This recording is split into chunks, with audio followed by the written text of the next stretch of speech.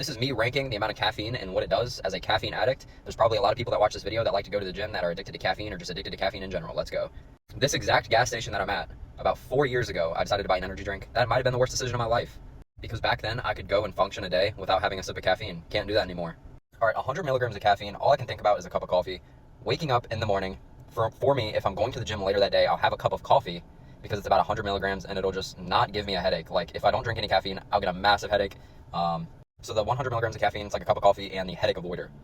All right, 150 milligrams of caffeine. I don't see a point if an energy drink has 150 milligrams of caffeine.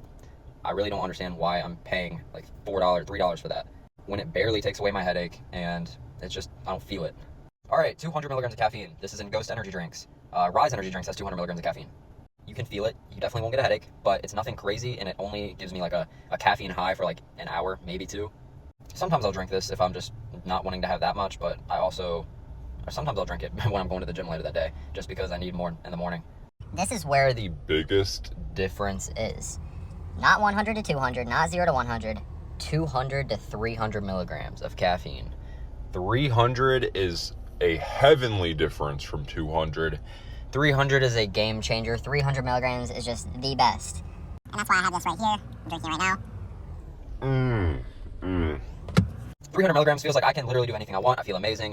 The caffeine gets me going throughout the day. It lasts for multiple hours. It just feels amazing. There's no amount of alcohol, no amount of anything you can take that compares to the difference of 200 and 300 milligrams of caffeine. Reigns have 300, Bangs have 300. The pre-workout drink that I actually have has 365, so that is like high. It's up there, but it's good. Anywhere in the 300s, it's great. All right, now we're on to 400 plus.